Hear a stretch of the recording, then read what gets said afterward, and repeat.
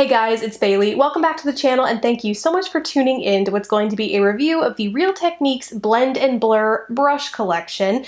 I bought these during Ulta's 21 Days of Beauty. They were not on sale, but part of what they've started doing during the 21 Days of Beauty events is not only giving you discounts, which are amazing, but also giving platinum perks. And I didn't realize that until I literally saw these in one of the emails, and I was so intrigued because, I mean, we'll get to it later, but these look very similar to the Artis brushes. But I saw them, checked them out, and bought them without realizing they still haven't launched yet. I just went to the Ulta website and they will be online at ulta.com on the 28th. So for those of you who were disappointed that the powder blue collection Real Techniques recently launched, disappointed that that wasn't available on Ulta, it's only available on Real Techniques. This is a brush collection you can find at Ulta. It launches in stores October 12th. So hopefully this review helps you, obviously, but in the event, you know, you just want to see it firsthand in store, you will be able to do that with this collection. So in this collection, there are 5 brushes, the most expensive being the large all-over brush. Yeah, it's called the all-over brush here. This retails for 20 bucks, and then the least expensive being the shadow brush here. This retails for 12. So the entire collection has 5 brushes in it. The largest and most expensive is the all-over brush here. This retails for $19.99, and the smallest and least expensive is here. This is the shadow or shadow brush, and it retails for $12.99. So in terms of a collection purpose or like education behind these products, there isn't a whole lot available right now. That might come once the collection actually launches, like they'll produce videos on their Real Techniques channel.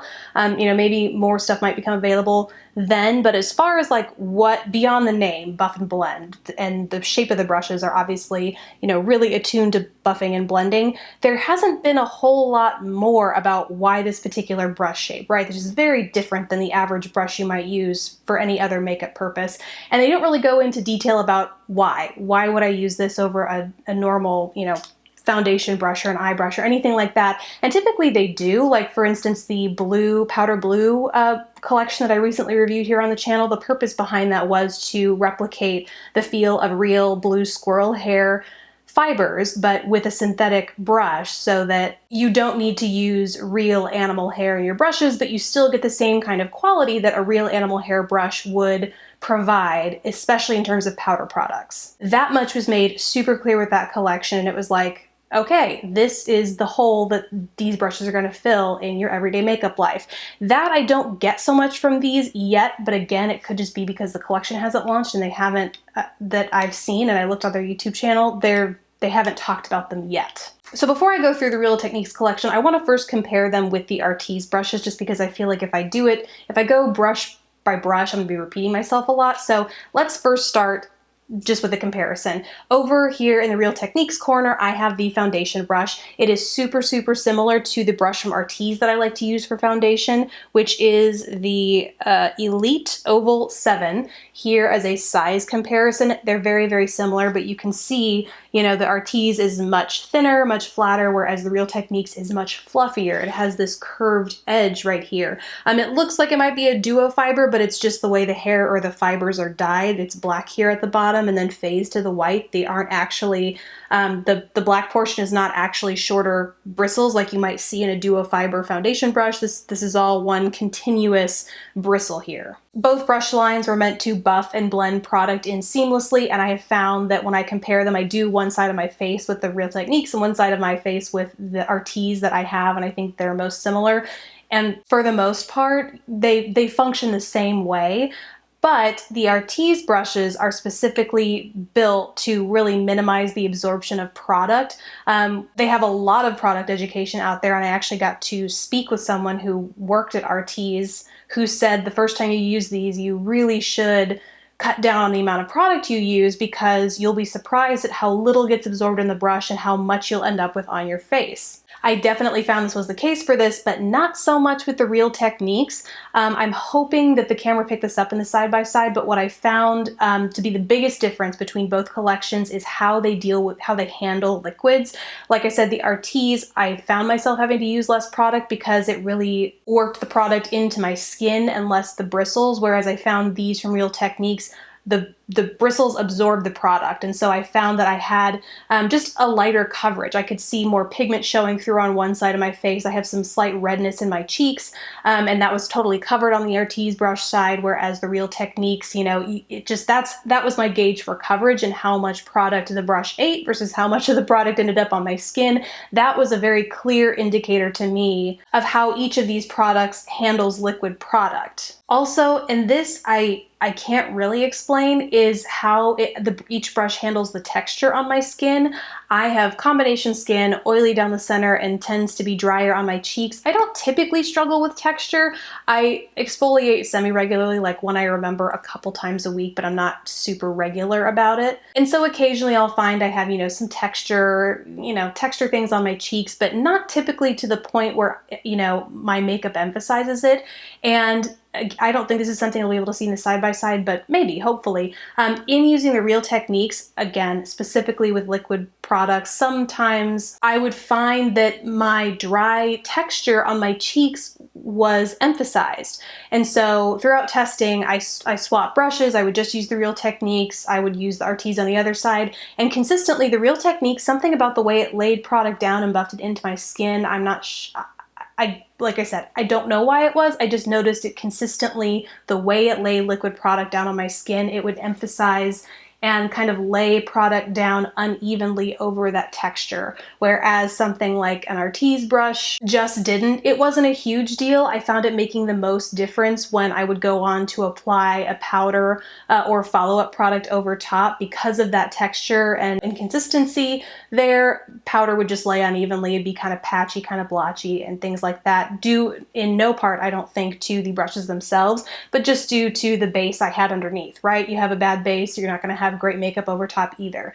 That said, I think these work really, really well with powder products. And so to the extent that you have your eye on one of these Artis brushes that I talked about before, or we'll compare these against later, and you want to use them with a powder, I would recommend going with the Real Techniques over the Artis, just to save money. First, let's start with the Real Techniques All Over brush. This is the largest brush in the collection, and like I said earlier, retails for $19.99. It's meant to be used, as you could have guessed, not just for your face, but also for creams and powders, liquids across the rest of your body, whether it's bronzing or highlighting your décolleté, your shoulders, your legs, whatever it is it might be. This is a good brush for it because it's the largest surface area, or has the largest surface area of all the brushes in your collection. I think it is most similar to the Artis mirrored palm brush here, but just like I said with this in the Artis review I did, neither of these are really practical for me within my daily beauty routine. Like I do apply lotion, but I don't mind applying it with my hands. I'm not a daily or even a weekly self-tanner. And honestly, I rarely take the time to bronze or highlight anything other than my face. So for me, on a day-to-day basis, if these are not practical, if you think they are and they fit into your daily beauty routine, I recommend them. But personally speaking, I don't think, I had a hunch that these two would be very similar, and knowing what I know about the Artis Palm Mirror brush, I don't think I would have purchased this outside of this review, just knowing that this really doesn't serve any practical purpose for me on a regular beauty basis. Moving on to foundation on the Real Techniques side, and like I said earlier, this I think is most close to the Elite Oval 7 from Artis. In terms of size, they are super similar. I will say the Artis, with its flat face, tends to get a little bit more precise in the inner corner, whereas this, because it has that rounded face, a little less precise in getting in kind of those nooks and crannies around the rest of your face, but for the most part, very similar. I just wouldn't recommend using the Real Techniques with liquid because it just soaks that foundation right up, and that weird patchy dry skin thing I talked about earlier. Onto the contour from Real Techniques, you can see by comparison to the foundation brush, it's a little larger than half the size, I would say, and you can see that I've not only used it for contour, but also used it for blush by the way it is stained. I think this is most similar to, and for whatever reason I can't find it, but I think I had the Artis 6, basically a size smaller than this Artis brush, it's most similar to that, and that again I would use not just for contour and blush, but also for concealer as well, because it was just a teensy bit smaller to get in those nooks and crannies, and so that is another good use for this as well. This, again, because I'm working with powder, I find it applies very, very similarly to the Artis, especially in the way it can kind of get in that contour. You're supposed to work in circular buffing motions, which works just fine for me. It blends everything out nice and beautifully, but would again just stick to powder. Up next is the cheek brush, and here you can see it next to the contour brush by comparison. Again, it's like 60 to 70% smaller. I don't have an Artis comparison for this, just nothing that I own in the same, like in a similar size. So not much to say there, but I think these two are a little redundant. If they were gonna do, like, add a 5th brush to this collection, I kind of wish they would have done something like a linear brush from Artis, like this, just to change the shape up.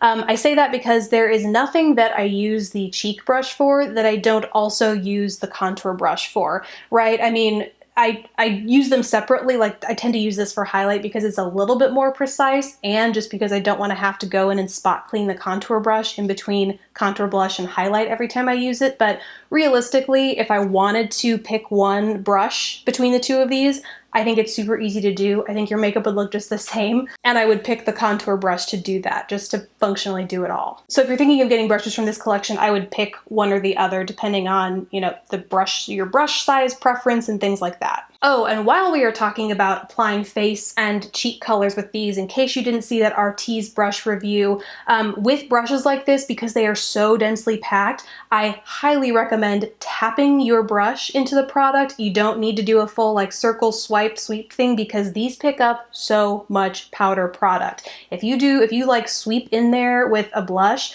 you will look like a clown. I mean, it will lay down a ton of product. You just have to be really careful with very pigmented or saturated products with these, because they are super effective at picking up powder product. And last for the Real Techniques collection, this is the shadow brush, the only shadow brush in the Real Techniques collection, and it is almost identical to the Artis Circle 1R. Artis has 2 types of circle brushes, one like this one with the rounded end, which is what the R is for, and then a one, maybe it's an F, but basically it's because it's flat, and just like the brush, like this one here, it's just flattened off at the edge. So Artis does have that nuance in their eye brush collection, whereas the Real Techniques, just like the other brushes in the collection, have that kind of rounded cut. So just something to note if you have a preference one way or the other. But for the most part, these are very, very similar. And outside of shadows, I mean, like I mentioned with this in the Artis review, you could use this for lips as well, or maybe like really precise contour down the sides of the nose. But personally, for the eyes, especially when it comes to these types of brushes, I like something a little bit bigger. This is the Artis Oval 3, and I just find that I more consistently have success with this guy, whereas because of the interesting, like the very precise and like small surface area here, for some reason I just find there's a little bit more of a learning curve depending on how soft or hard a shadow is, how pigmented a shadow is, things like that. I just find having to be a little bit more careful when understanding how it'll work with a shadow, whereas this broader surface area with the more tapered tips here at the end help me be a little bit more precise and just generally work with eyeshadow powders better. That said, this definitely has a place in your makeup routine. If you contour your nose, if you just want to do an inner corner highlight or a brow highlight, or lips, this is another great lip thing. Don't let the fact that it says eyeshadow tell you that you just have to use it for eyeshadow, because in reality, just because I don't prefer this shape for eyeshadow, you could use it in many ways across your face. So there it is. That is the review of the Real Techniques Blend and Blur brush collection. I hope it was helpful. I don't think they're must-haves across the board. I don't think they're awful across the board. I hope through this video you got a good idea of the purpose they can serve in your daily beauty routines, while also understanding that as someone who has used them for a couple, a week at this point, where I see them fitting into mine and how they compare to more expensive alternatives. That's what I hope this video gave you a good idea of. But if I left anything out, if you have any questions, definitely let me know down in the comments below. Besides that, thank you guys so much for watching. Please don't forget to subscribe if you haven't already, and I will catch you in the next video. Bye guys!